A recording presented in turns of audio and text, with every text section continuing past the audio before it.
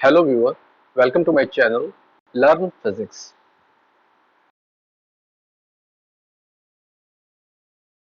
Viewers, आज इस video में हम Scilab में एक प्रोग्राम बनाएंगे. We will apply finite difference method on Schrodinger equation for hydrogen atom and we will find the energy eigenvalues. Equation 1 में हमारे पास Schrodinger equation है. Equation 2 में हमारे पास given potential है और कुछ पैरामीटर्स गिवन है जिनको हम जब प्रोग्राम बनाएंगे तो यूज करेंगे. उससे पहले एक बार समझते हैं कि फाइनाइट डिफरेंस मेथड क्या है और कैसे वर्क करता है. व्यूअर्स, जब हम किसी फंक्शन का फर्स्ट डेरिवेटिव निकालते हैं तो हमारा फॉर्मूला होता है F of x plus d minus f of x divided by D.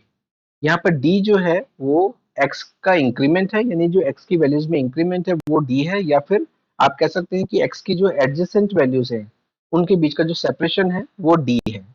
अगर हम सेकेंड ऑर्डर डेरिवेटिव भी लिखना चाहें तो हम कैसे लिखेंगे? देखिए, minus first derivative of function at x divided by D. अब यहाँ पर इस इक्वेशन में हम डेरिवेटिव्स का एक्सप्रेशन लिखते हैं. So we have x plus 2d minus x plus d divided by d minus f of x plus d minus f of x divided by d and then whole divided by d. इसको solve करते हैं. हमारे पास आता है f of x plus 2d minus twice f of x plus d plus f of x divided by d square. इसको हम बोलते हैं इक्वेशन 3. अब व्यूअर्स, जब हम साइलैब में प्रोग्रामिंग करेंगे तो इस इक्वेशन को एज इट इज यूज नहीं कर सकते, हम इसको डिस्क्रिटाइज करते हैं. वो कैसे करेंगे? सिंबॉलिकली मैं लिखता हूं f double prime is equal to f n plus 1 minus 2 f n plus f n minus 1 divided by d square. This is equation number 4. Equation number 4 को हम यूज करेंगे जो हमारा सेकंड डेरिवेटिव है श्रोडिंगर इक्वेशन में, उसको replace करने के लिए. अब viewers, finite difference method boundary value problem पे एप्लीकेबल है. यानी कि अगर मेरे पास दो एंड पॉइंट्स पे फंक्शन की वैल्यू नोन है, यानी कि फॉर एग्जांपल हम कहते हैं r इक्वल टू 0 और r इक्वल टू 1 पे हमें फंक्शन की वैल्यू नोन है और हम टोटल इन दो पॉइंट्स के अलावा तीन और पॉइंट्स कंसीडर करते हैं, यानी टोटल 5 पॉइंट्स. सो अगर नंबर ऑफ पॉइंट्स हमारे पास 5 हो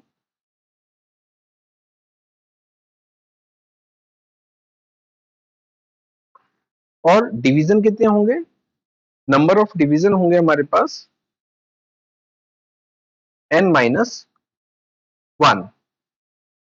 तो हमारे पास 4 डिवीजन होंगे, यानी कि 4 डिवीजन में हम r का जो ये सेपरेशन है r इक्वल टू 0 और r इक्वल टू 1 का, उसको डिवाइड करते हैं. तो फर्स्ट एक हमारे पास कितना वैल्यू देता है? 0.25, 0.5, 0.75. इस तरीके से हम इस पूरे इंटरवल को r इक्वल टू 0 और r इक्वल टू 1 को डिवाइड कर सकते हैं. अब व्यूअर्स, r इक्वल टू 0 पे हमारा फंक्शन नोन है और r इक्वल टू 5 पे, r इक्वल टू 1 पे हमारा जो फंक्शन है y5 ये भी नोन है. तो हमें जो कैलकुलेट करना है वो यहाँ पर y2 को कैलकुलेट करना है, y3 को कैलकुलेट करना है और y4 को कैलकुलेट करना है. यानी कि नंबर ऑफ पॉइंट्स कितने हैं?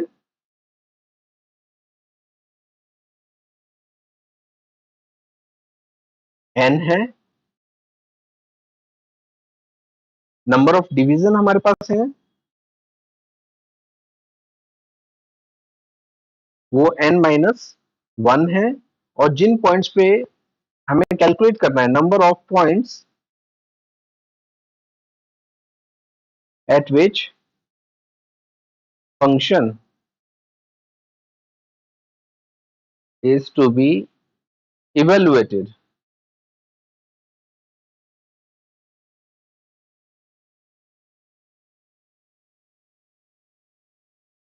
Evaluated is equal to n minus 2. अब देखिए यहाँ पर हमें 3 पॉइंट्स चाहिए ये जिन पे हमें आर की इन 3 वैल्यूज पे हमें फंक्शन को कैलकुलेट करना है। तो अगर हम कहते हैं कि n की वैल्यू कितनी होनी चाहिए, तो n इक्वल टू 1 के लिए y1 नोन है, तो हमें चाहिए n की वैल्यू 2, 3 एंड 4। अगर इसको हम जनरलाइज करेंगे तो हम लिखेंगे 2, 3 and up to n minus 1। तो वियर इस तरीके से हमें अपनी फाइनल डिफरेंस मेथड की अंडरस्टैंडिंग को अप्लाई करना है। अब हम श्रोडिंगर इक्वेशन पे इसको अप्लाई करते हैं। श्रोडिंगर इक्वेशन क्या है हमारे पास गिवन, वो है d square y over d r square equal to 2m over h cross square v of r minus e y। ये हमारे पास इक्वेशन है। यहां पर हम इसको डिस्क्रिटाइज करते हैं। अब तो हम we write y n plus 1 minus 2y n plus yn minus 1 divided by d square equal to 2m h cross square v of r minus e y n। अब क्योंकि यहाँ पर डिस्क्रिटाइज कर दिया है तो ये r को भी हम r n लिखेंगे। अब रीराइट करते हैं इसको y n plus 1 minus 2y n plus yn minus 1 equal to 2m d square over h cross square v of rn minus e yn. Now let us call this term c equal to, एक term define करते हैं, एक parameter define करते हैं c equal to 2m d square over h cross square. तो हमारी equation बन जाएगी y n plus 1 minus 2yn plus yn minus 1 equal to c v of r n minus e y N.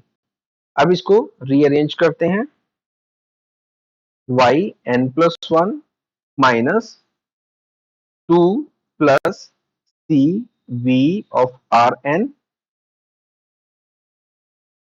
Y n plus Y N minus 1 equal to minus c e y n. This is equation number 5। अब viewers ये हमारी master equation है। यहां पर हमें small n की value substitute करनी है। Let n is equal to 2, so we write y3 minus 2 plus cv r2 y2 plus y1 equal to minus c e y2। अब आपको पता है कि वे फंक्शन जो है वो r इक्वल टू 0 और r इक्वल टू इंफिनिटी पे 0 होगा, लेकिन हम r इक्वल टू इंफिनिटी पे तो नहीं जा रहे। तो जो भी हमने लास्ट नंबर लिया है हम अज्यूम करते हैं कि हमारा वेव फंक्शन वहां पे 0 हो रहा है। तो इसका मतलब है y1 equal to y5 should be 0। तो इस स्कीम में अगर हम y1 की वैल्यू 0 सब्स्टिट्यूट करते हैं तो हमारे पास इक्वेशन बनती है y3 minus 2 plus c v of r2 y2 is equal to minus c e y2। This is equation number 6। Now take n is equal to 3, so we have y4 minus 2 plus cv r3 y3 plus y2 is equal to minus ce y3। This is equation number 7 and now take n is equal to 4. So we have y5 minus 2 plus cv of r4 y4 plus y3 equal to minus ce y4. अब हमें पता है y5 हमारा 0 है, तो हमारे पास equation क्या बनेगी? है we have minus 2 plus c v of r4 y4 plus y3 equal to minus c e y4 and this is equation number 8. अब व्यूअर्स हम क्या करेंगे, हम इक्वेशन 6, 7, 8 को मैट्रिक्स फॉर्म में लिखते हैं. अब व्यूअर्स देखिए इक्वेशन 6 में जो y2 का कोफिशिएंट है वो क्या है? Minus 2 plus c v of r2 और y3 का कोफिशिएंट है 1 और y4 का कोफिशिएंट नहीं है तो हम उसको 0 लिखते हैं. इक्वेशन 7 पे देखेंगे तो y2 का जो कोफिशिएंट है वो है 1 और y3 का कोफिशिएंट है minus 2 plus c v of r3 और y4 का कोफिशिएंट है 1. इक्वेशन 8 को देखते हैं, y2 का कोफिशिएंट 0 है और y3 का कोफिशिएंट 1 है और y4 का coefficient minus 2 plus c v of r4 है.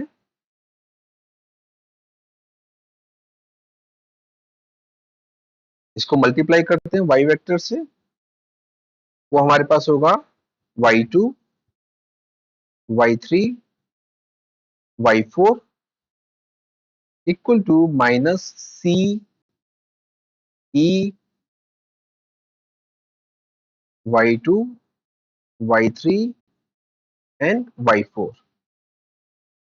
अब व्यूअर्स हम माइनस सी को लेफ्ट हैंड साइड लेके जाते हैं तो हम लिखते हैं minus 2 plus c v r2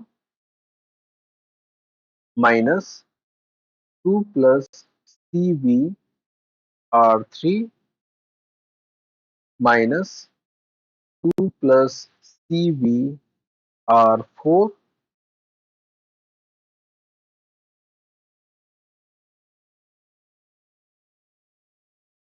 we have 1 0 1 1 0 1. यहां हम लिखते हैं minus 1 over c. y2 y3 y4 equal to e y2 y3 y4. अब व्यूअर्स अगर हम इस माइनस सी को मैट्रिक्स के एलिमेंट्स के साथ मल्टीप्लाई कर दें तो क्या होगा? हर एक एलिमेंट का साइन चेंज हो जाएगा.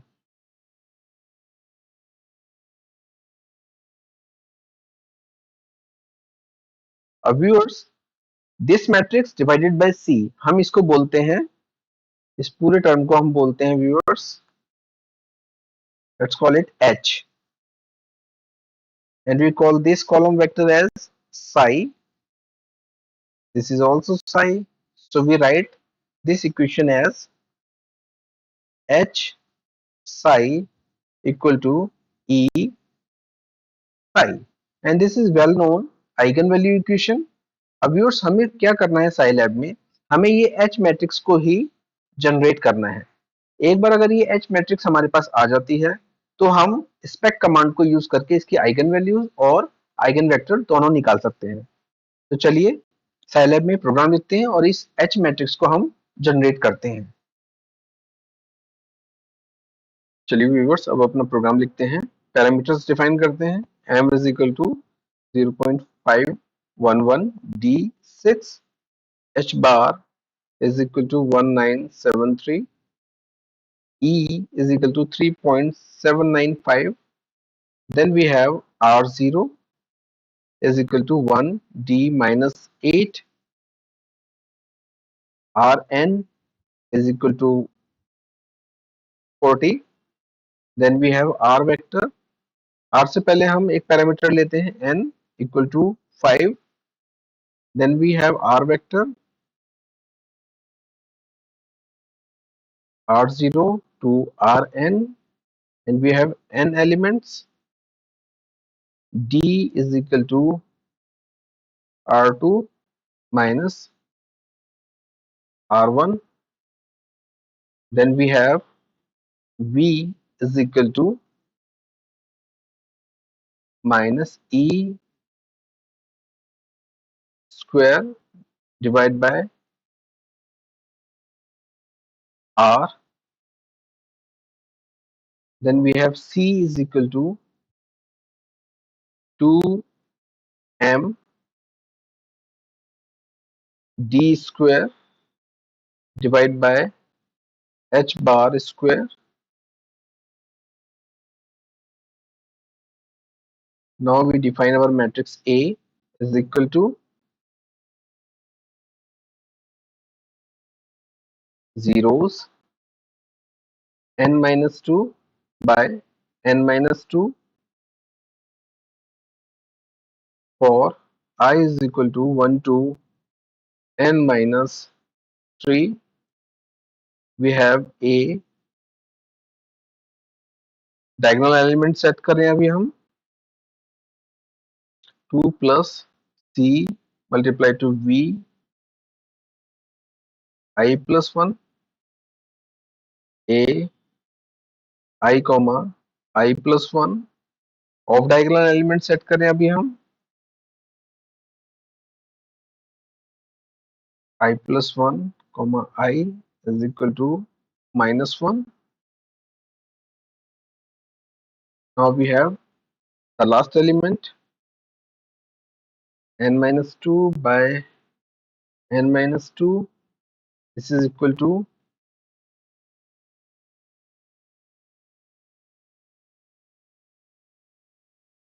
n minus 1.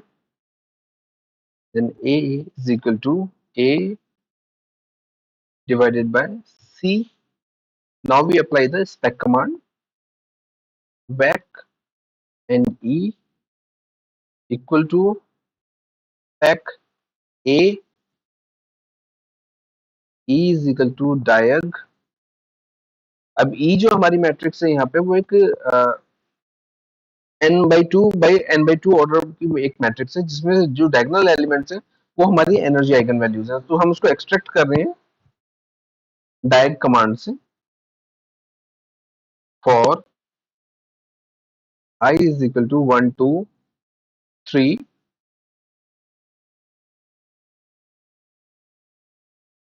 we have e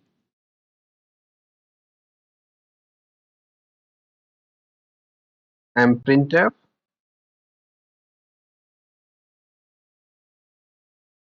e percentage d is equal to percentage 2.5 f I comma I.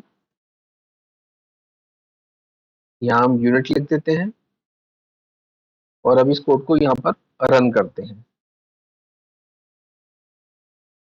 तो देखिए हमारे पास एनर्जी आइगन वैल्यूज आई हैं, लेकिन ये एनर्जी आइगन वैल्यूज अभी ट्रू आइगन वैल्यूज नहीं है हाइड्रोजन की. अगर हम इसको n को इंक्रीज करते हैं से 500, तो अब आप देखिए हमारे पास एक्चुअल वैल्यूज जो आनी चाहिए वो आई है -13.5353666 electron volt.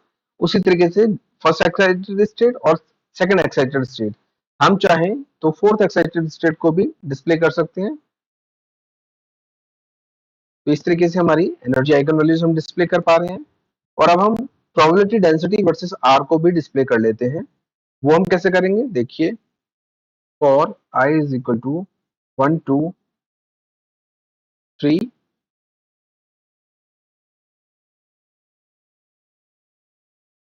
v1 is equal to vec I. v1 is equal to 0,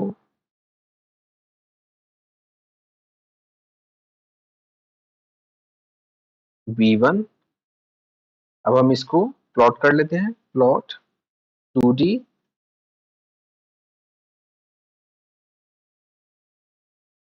R।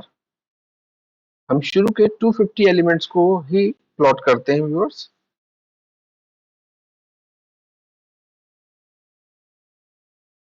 V1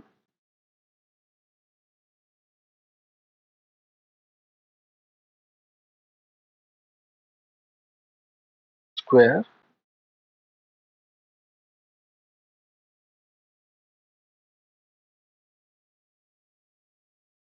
और यहाँ पर हम एक सब प्लॉट की कमांड भी यूज कर लेते हैं।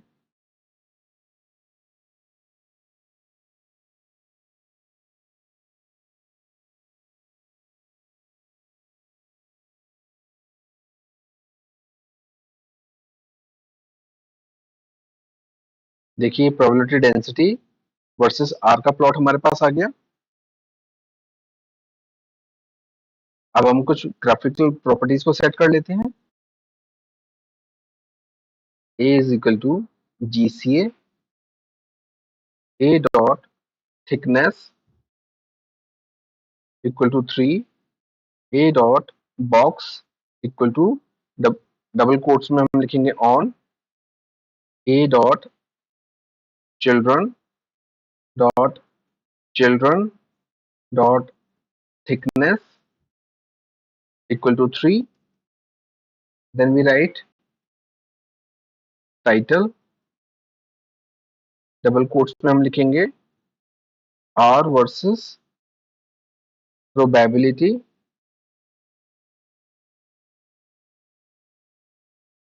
density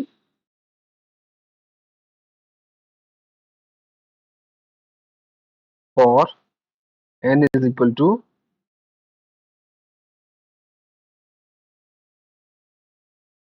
string I, font size 3। अब इसको कॉपी कर लेते हैं X लेवल और Y लेवल के लिए।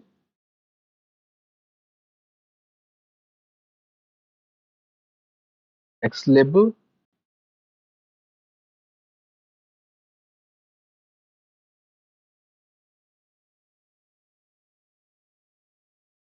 एंगस्ट्रॉम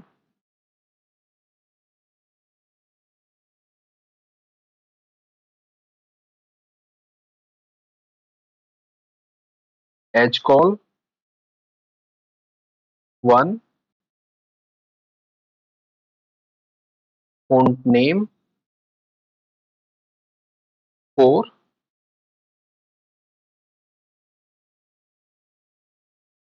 अब Y लेवल सेट कर लेते हैं।